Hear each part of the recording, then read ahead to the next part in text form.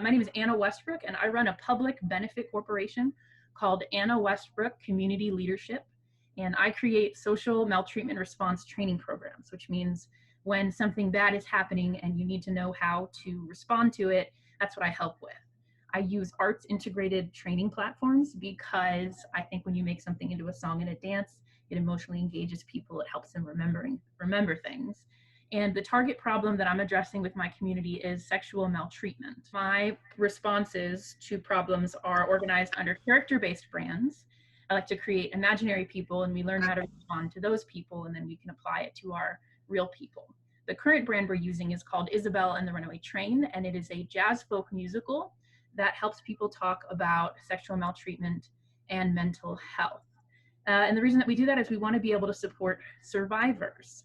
So we do that through both musical theater and professional development programs. So when I say sexual maltreatment, that's not a term that everybody is using. It's an umbrella term that I've created in response to an imaginary spectrum that I believe is in your mind. On one end of the spectrum, we have the word slavery, and on the other end of the spectrum, we have the word harassment. And then in between, there are all of these really scary words. And the scary words all are defined on different areas on the spectrum, depending on what industry you're working in, or really just personal associations. Now, we use this term in the Isabel community to help invite people into the conversation and also to be conscious of people who may have negative reactions, emotional reactions to some of those most scary words. We use this proactively. We do not use it reactively, which means if somebody says, I was, insert scary words, we never correct them and say, please say sexual maltreatment. It's just something that helps us when we are first getting to know someone. So what can we do about this problem?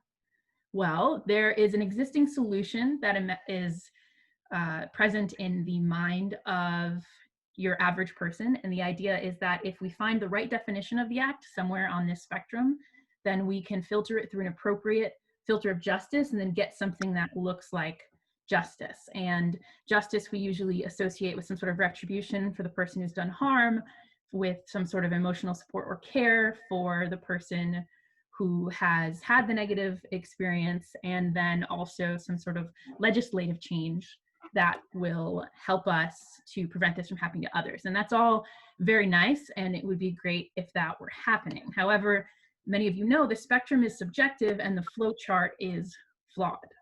And that is a difficult thing that we're dealing with. And some of you are actually activists and you're working in the field of addressing this really difficult problem and trying to fix these filters of justice and trying to fix all these forms of retribution. But what about the rest of us? What about the quote unquote normal people who maybe don't exactly know where we fit? We're trying to establish normalcy around survivor support. So I'm talking about your average person. And something that I've noticed as an advocate is that whenever I'm at a happy hour and I explain what I do, it can make people kind of awkward. And some of you are professional advocates, so you probably relate to this.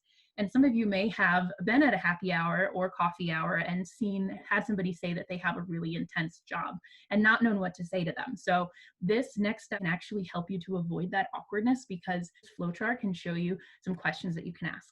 Advocacy in the realm of sexual maltreatment is usually divided into either prevention or response.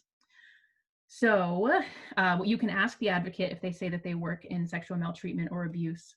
If they work primarily in response or prevention, you can ask them then within that if they work in the legal or the social aspect of that. So our program, Isabel and the Runaway Train, where do we fit? Well, we are a response program. We're talking about how to talk to people after this already happened. And we primarily focus on the mental health of the survivor.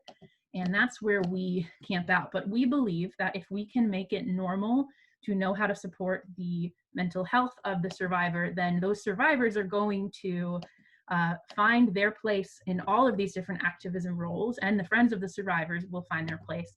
And then we can get Isabel supporters, Isabel meaning representative of survivorship, all throughout this spectrum.